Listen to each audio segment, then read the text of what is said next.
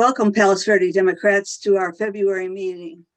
Ann's put together another great program for you this afternoon. We're going to go through just a little bit of club business and announcements, have a preview of the upcoming meetings, speakers for upcoming meetings. And our featured speaker will be Michael Hiltzik, an LA Times business columnist and blogger. And then at the end, we'll cover actions that are available now. Club business, our board of directors term of office is up in June. In July, we install a new board. The nominating committee is composed of 3 members of the club, no more than 1 member of the current board. Connie Sullivan, PV's first VP, is in charge of getting 2 volunteers. So far, she has Carol Schwartz. So please let Connie know if you'd like to volunteer for this committee. It's short term. And what you do is call all the current board members and find out which ones are keeping their jobs and which ones would like to change for next year, and then recruit new people to take the open spots. At our last meeting, I asked for volunteers for Asha Rashad's recording secretary position. She unfortunately had to move to the other side of the country. And I was fortunate enough to find Casey Crow, who's come to join us. So please welcome Casey Crow when you get a chance. He's on today. Our newsletter editor, Fraser Perkins, announced that he wants to take a break. So let us know if you're interested in the newsletter editor position.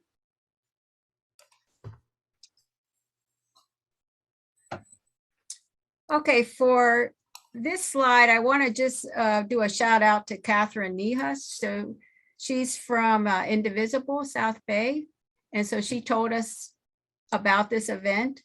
So Swing Left South Bay LA, Palos Verdes Democrats, Torrance Democrats, Beach Cities Democrats, and Generation Blue Political Fund are all hosting a forum for the Torrance City Council candidates who share our values for this upcoming June 7th election.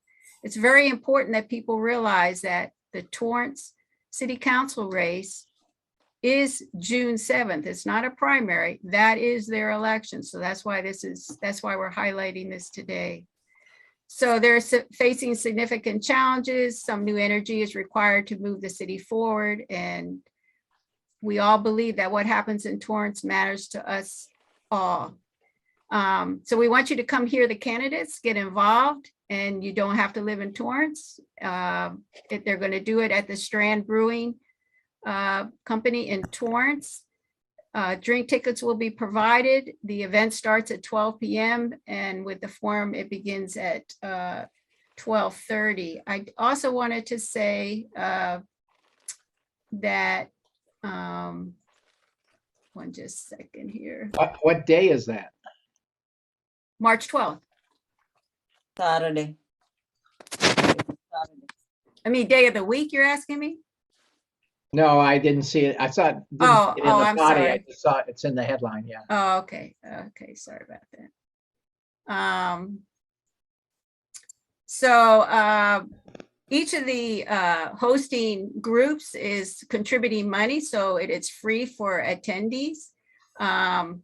You can obviously do donations directly to the candidates when you're there. They will take cash or however you want to give them money. But this is to support the candidates, and they also are going to have information on how you can go out in Torrance and help campaign for them. So we'll have this event posted on our website, so you'll have this information as well there. Okay, and then Connie was going to introduce this. Right. So I got a call from Al today about noon, inviting me to his nomination papers signing today at Smog City. If you're familiar with that, that's on, well, you've got the address there, 1901 Del Amo Boulevard. It's on Del Amo east of Crenshaw. It's real easy to miss. It's on the north side of the street. And he'll be there from 4 to 6 p.m. So you can drop by and sign his nominating papers. So right after this meeting, that's where I'm heading to go over there. Also, I wanted to announce something else, Anne. I forgot. The AD 66 breakfast is going to be next Sunday at 10 a.m. at Mimi's Cafe in Torrance. So everybody's welcome. If you're coming, you don't have to let me know, but we do like to know about how many people to expect. So that's it. Okay, and now in terms of previewing the meetings, couple of things. Our March meeting, we got this speaker through Reggie. He was able to reach out to Mohit Chabra. He's a senior scientist at Climate and Clean Energy Program for the NRDC. I did forget to put that in. He'll speak on renewable energy, California's politics on meeting their carbon neutral challenges, and the controversy that's been going on about net metering. We might also have Almert Susi join us. He just hasn't confirmed yet, so I didn't put in his name. So the March meeting is going to be our last virtual meeting. In April, we are going to meet in person at the Peninsula Library Community Room where we normally meet. We're also going to make this a hybrid meeting in that we'll also record it for those who still don't feel safe about attending an in-person meeting. But our featured speaker for this one is also about climate change, and he's the author of Garbology, and his name is Edward Humes. And he spoke at the One Book, One Peninsula meeting back, I think it was in 2013, 2014. And I had the honor to hear him speak and was curious about where he is now and what he's done, since then. And he actually has pivoted and done research on other issues, including restorative justice, but he is doing a follow-on to his Garbology book, and he does write for the Sierra magazine as well. So this is a great book. It's about how people who are recycling think they're saving the world and they're really not, and how you have to get, stop having plastics. So he really targets the plastic industry, but also, with this new recycling about food waste, he will talk about that and how all this impacts our climate. So both the March and April meeting will have a climate theme about them. And I hope you all will join us. Before we move on to the program, I'd like to there's some people that are on our, who have attended, who are candidates or are elected officials. And I just like to, before we start, have them just say who they are. So we're going to start with Melissa, because she did tell me that she's on. Okay, so something's happening with your, that we'll have to have you come back because your audio is not, but she is running for the Superior Court Judge, seat 118.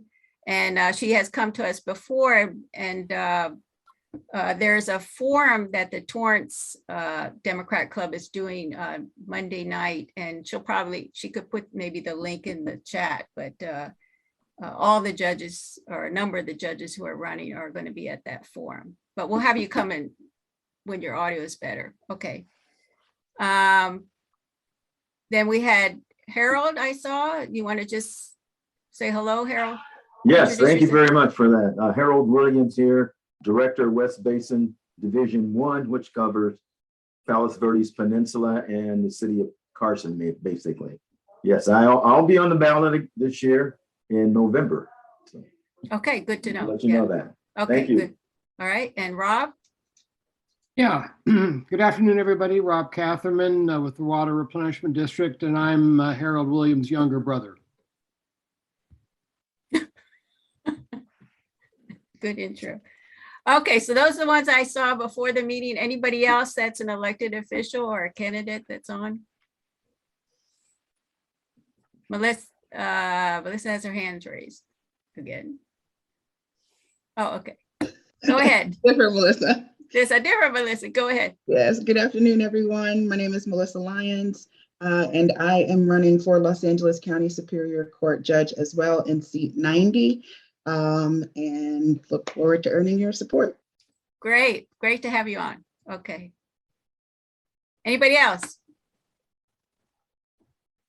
Okay. Keith, I gather you weren't here at the beginning, so you're introducing yourself as a judge or Yes, candidate. I actually unfortunately couldn't raise my hand in time, but I did want to reintroduce myself. My name's Keith Coyano. I am a candidate for Superior Court Judge. I have not determined which seat I'm running for just yet, but I am a native of Palos Verdes. I grew up there for all of my life. I'm half Filipino and half Japanese. I think that it's important that we have more AAPI candidates on the bench to make the bench more diverse. I would really appreciate it if you would take a look at my qualifications and my candidacy. I posted my website in the chat log, and thank you so much Okay. for giving me the opportunity to speak. Could you say why you didn't? I thought everybody had to have a seat by now, or No, actually, Oh. the seats do not have to be determined until actually mid-March. okay, So, all right. yeah, Okay, that's good to know. I just thought everybody knew. Okay. thank All right. you. All right. So, yeah, he didn't show his face, but anyway, I saw that in the chat. Okay, we're going to move back to our charts. We have a few actions to do here at the end, and other people can add in as well. But if Reggie can share. And while he's sharing, one of the things that I didn't put in the chart, this is a shout out to the Torrance Refinery Action Alliance. We have Steve Goldsmith here, but he was talking about it earlier before our meeting started. But they made the news, or Janice Hahn made the news. She did a call letter to Governor Newsom and the Attorney General to take action and mobilize the county departments to effect a conversion from MHF to a safer alternative process in our Torrance Refinery and Wilmington Refinery. And I mean, I even heard it on KPCC this morning. So a shout out to TRAA and to Janice Hahn, and I'm sure there'll be more information about that. I just would want to add that also our 4 Congress members. All signed it, yes. Yeah, Nat Barragan, Maxine Waters, Ted Lieu, and Karen Bass. And I'm not sure why Lowenthal wasn't on there. I haven't found that out yet. But this was really an initiative of Ted and Maxine working together. And this is a letter to the EPA calling for them to take action at the federal level for all 40 or so refineries, and we're in the process of rolling out an individual letter to the staff of another 15 HF refinery Congress members who are Democrats, asking them to do a similar letter. And then we'll reach out to the Republicans because this is a transpartisan issue. We had one Republican who voted with Janice Hahn, and we had former Republican Governor Christie Todd Whitman write a very strong letter about national security. So we're hopeful Yeah. on that range. Yeah, great work. I mean, it's great publicity. Swing Left South Bay is going to be our action focus this month. They are focused on electing left of center candidates in the local races, and they're starting with the June race for Torrance mayor because, as I said earlier in the meeting, that is their race. I mean, it's not a primary. That's when they're going to be voting for not only Torrance mayor, but council positions. And then there's a number of Palos Verdes elections that are coming up in November. We talked about that a little bit earlier, all the races that are going to be here in Palos Verdes. And because that's in November, we're going to focus more on that in June and later, and let people know about the candidates there. The other thing is they're focusing on defeating Michelle Steele for U.S. House District 45. And they're also focused on Arizona. And so they have letter writing and postcard writing at their meetings. They still meet at the Torrance Zamborini Field. They're also on Zoom. So I put down the link there in terms of registering, and they have a meeting at a week from today, next Sunday. So I was hoping he'd be here, but anyway, that's their focus. Next month, we're going to have Sister District. They're still developing their strategy. I know some people are doing postcard writing with them, but Gary Boston will be talking about that next Sunday. I mean, at next month's meeting. So I don't think we have him on yet, but he will be here, I think, at the end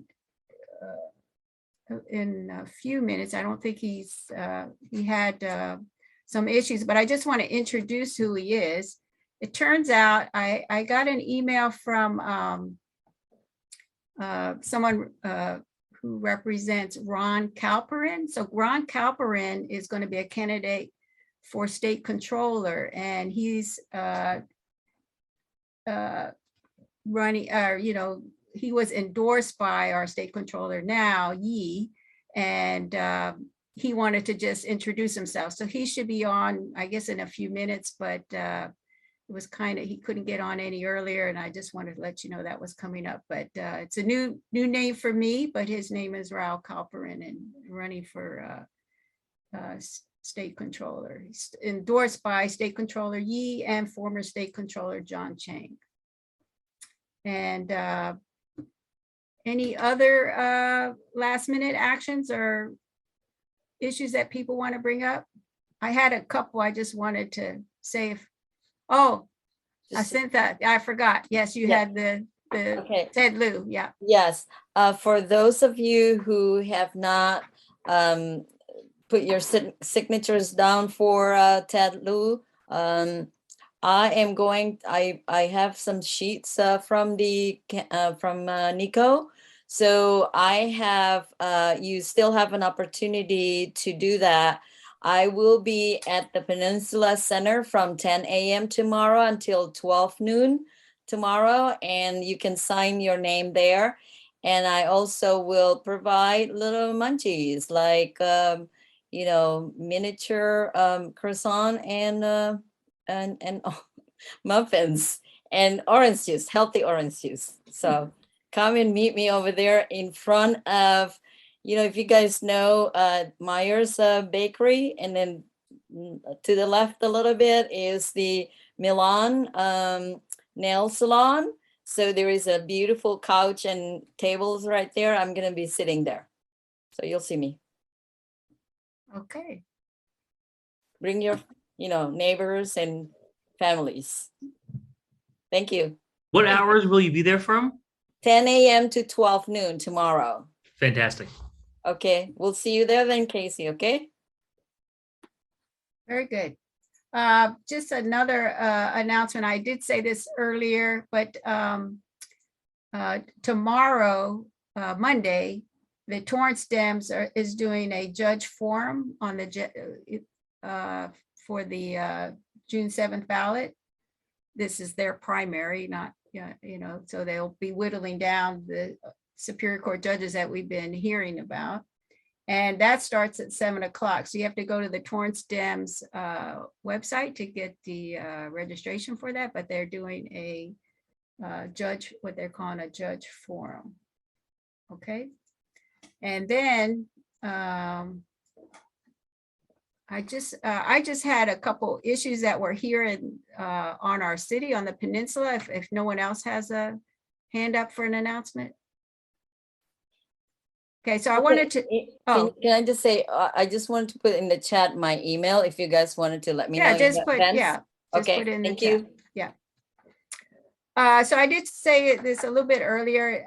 Again, it's just nice to know what's happening on the peninsula and in our cities in terms of issues or things that are changing, especially when we're going to have so many elections coming up.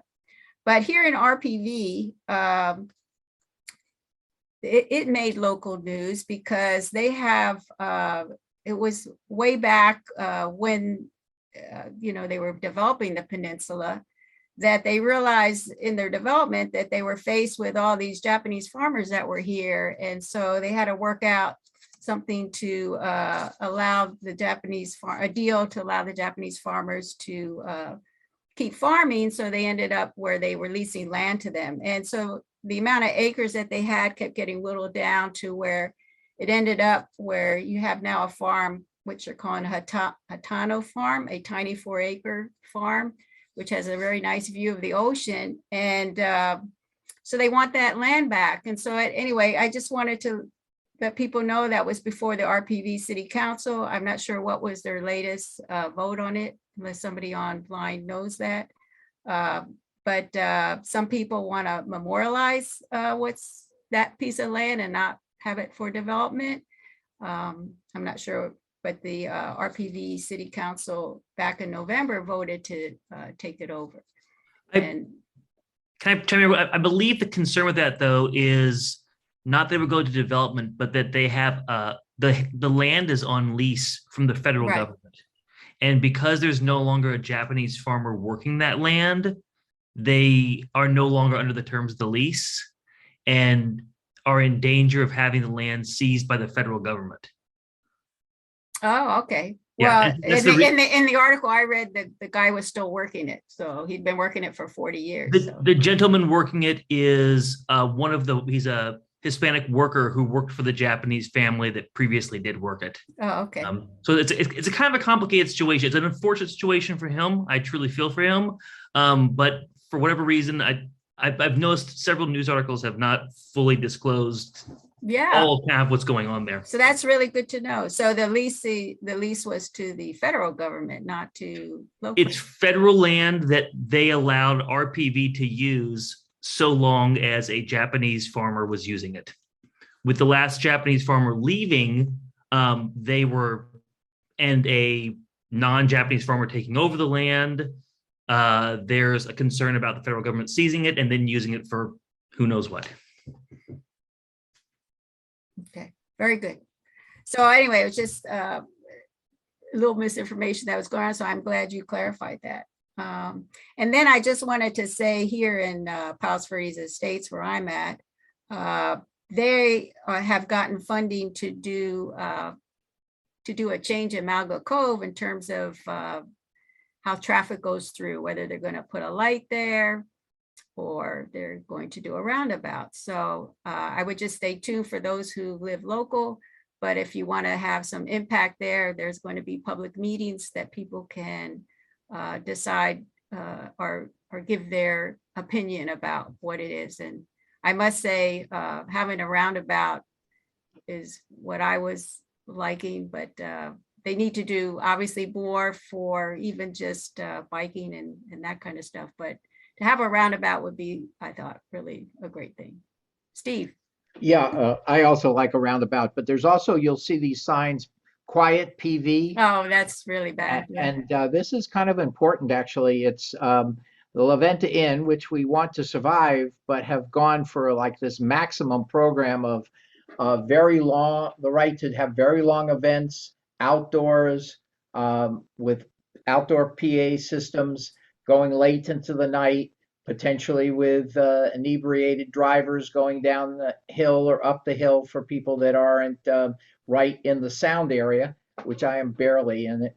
But it could have a lot of devastating, it would turn it into a major event site and I think change the character of the area significantly. So there's a little group of people that have gotten organized. They have, you'll see little signs on Via Del Monte, keep PV quiet or something like that, with a website and all. And it's, the weird thing is that the city has applied for doing this, and the tax revenue for the city is really pretty minimal. Even if they were doing a maximum program of $5 million a year or $6 million, which is what they were doing pre-pandemic. But it's really bad for the people that live nearby. So I guess they probably have they'll have something where you can sign or weigh in. I think March 15th is a planning commission meeting, which is the next time it's going to come for public comment. Okay. Okay. I had taken those keep PV quiet as something much different. So interesting. Well, my wife said it's not a clear message. I guess she's right. Well, okay. All I'm saying is that where I've seen some of those signs have been on on people's houses where they are very conservative. So, okay, so I had taken it a different way. No, I have no idea. And interesting, the city went along and made the signs be moved back from the street. Has anybody ever heard of not having your sign has to be within 10, can't be within 10 feet of the road? Suddenly they started enforcing that and picking that up and everything like that. But They do that when we put up our oh, signs for candidates. Oh, really? I don't think it's 10 feet, but you do have to have it back. yeah. But Okay. but it's I think it's just transpartisan issue again. Yes, yes, yeah. All right, we're at 4:15. I haven't seen Ron on, so I don't think we have to, unless anybody, is anybody else? So Have Ann, anything? I was going to mention, since we're waiting for Ron to come on, I thought I'd mention, I think most people are aware the issue with Senate Bill 9, which is which Housing. was, the law that removed a lot of the local control over zoning. And it's a difficult subject. Bill Brand I think he's in Redondo Beach, had started an initiative to try to undo that. And I know Al, I believe Al was signed on to that as well. And I don't really have a strong opinion, but I thought I'd just mention it. And I think I've heard indications that the Bill Brand effort has sort of they're pulling the plug on it. So I don't know whether anybody has more information or has anything they want to share about that. But I thought I'd throw it out on the table since we're waiting for Ron. I didn't have an update on that. So anybody from Redondo or? Hi, can you hear me? Yes. Hi, it's Melissa Hammond. Oh, Yeah, I think they were signing petitions for that regarding SB 9. I know they were signing them in Redondo, so I'm not sure exactly what's going on with the effort right now, but I know they were going around just recently. oh, just recently. Okay, so you Yes, feel like like it's still last going. week. Yes, I do. I would recommend Livable California website. Okay. Is that from Bill Brand? Jim? I would recommend the Livable California website for an update on the efforts with regard to the bills 9 and 10. Okay. Good to know. Melissa, your audio was bad earlier, so you're welcome to reintroduce yourself. Okay, great. Hi, everybody. I'm Melissa Hammond. Thanks for having me here, Anne. Great to see you all again. I'm running for LA Superior Court Judge. My office number is 118. I am from Los Angeles, born and raised, lifelong Democrat. I live and work in the South Bay. I'm a deputy DA in Torrance, and we handle all the felonies that come out of Palos Verdes and other beach cities in the area. And I've been a deputy district attorney for almost 14 years now. Before that, I was a deputy public defender. So I've been in public service for over 16 years. And I'm looking forward to taking this next step in my career and joining the bench and becoming a judge. So I'd love to have all of your support and your endorsement, hopefully at some point in time. I've been endorsed by over 50 Superior Court judges, as well as elected officials in Torrance and Redondo Beach. And I'm excited to be here again. And it's great to see all of you. So thanks for having me here. And I put my website in the chat as well. So thank you. Thank you. Yeah. All right. I don't have anything else. So Yeah, Ron neither Ron nor Alexandra Yeah. would have signed on, so.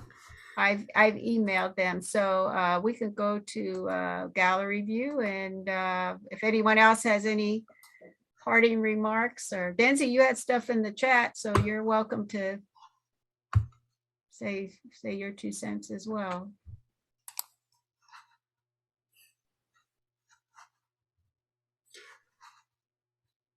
I thank you. No, I was just commenting on things that were being said, and Yeah, I thought, thank you very much for inviting Michael. He's always terrific. Michael Hiltzik, and also great to know, as I just told Moira, because we're both fans, that there's so much more to be read, as he said, 5 or 6 times amount and unabridged, and the online version. So that's good to know. Yeah. But yeah, I love how positive he is about California. I totally agree. We're capable of everything, and you know, it's an overblown situation where people are screaming and yelling about leaving. And I always say, you know, you get what you pay for. Yeah, you know, we have a lot of people here to take care of. And yes, that's costly, but you get what you pay for. And yes, housing prices are high, but as I say in my column, that's the market then. Obviously, it's a desirable place to live. So if it's so bad, you know, the market for housing would deteriorate. It's a great place, and I just love his positive attitude about the state. Thank you, Ann. Yeah, sure. And just I had a surprise meeting that I went to, or not meeting, but presentation I went to this month or this week. So we have a minute to share. So I go to the Distinguished Speaker Series. Not too many people are showing up in person. I think on my row there was, I had nobody, I had 20 empty seats to my right and maybe 10 empty seats to my left. So it's pretty interesting. But anyway, the speaker was Douglas Brinkley, an author, and he's a historian. And I will just tell you, if you had this guy speak to your kids or when we were growing up and learn your history, the way he could talk and the way he can tell you about President's Day, because his theme was on presidents, since tomorrow, happy President's Day. It was just amazing. He spoke without notes for over an hour and went from the theme of before we had a president, Washington, you know, before, and how Washington got to be president, which was miraculous, to Abraham Lincoln, who is, when he says when CNN does their vote for who's the best president, he's always wins. Abraham Lincoln always wins, then Washington, then FDR.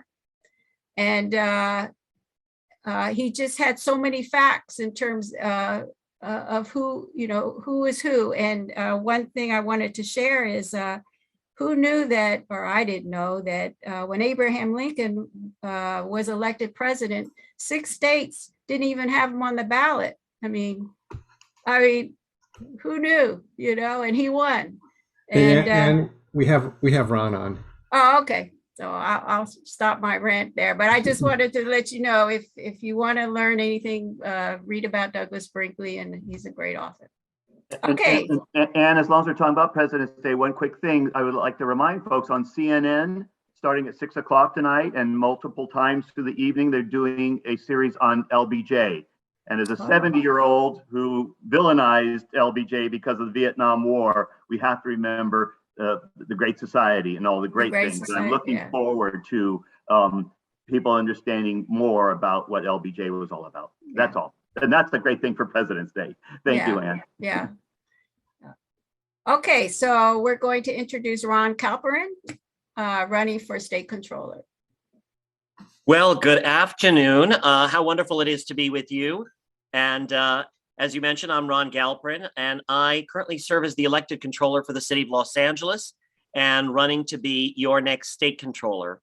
I'm LA's first citywide LGBTQ elected official, also the first in my family to be born in this country. My dad was a Holocaust survivor and a refugee, and my parents came to this country to create a better life, and thankfully they did. But we know that too many each and every single day are struggling. And that's what we're about as Democrats, is about how do we uplift everybody? How do we provide opportunity? How do we create a better state, a better nation, a better future? And that's why I'm running. The past 2 years, I think, as we all know, have been very challenging with economic and food and housing insecurity, inadequate access to medical care for so many, deep racial inequalities, an environment in peril. And how do we address these challenges? Certainly with better public policy and clear priorities, but also with budgeting and spending that truly reflect our values. and that is transparent, that is accountable, that is effective. And that's what the job of a controller is, a job that I know very well, having done this for the last 8 years for our nation's biggest city, and for the suburb of Palos Verdes that is Los Angeles. I am proud to have revolutionized our office with unprecedented transparency and open data and dashboards and audits and tools and advocacy. And if you go to lacontroller.org, you'll find, for example, the virtual checkbook of the city with every single dollar that we've spent for the last 10 years, who it went to, what it went for, what the payment authorization was. I believe that that's a prerequisite to much more honest and much more effective government.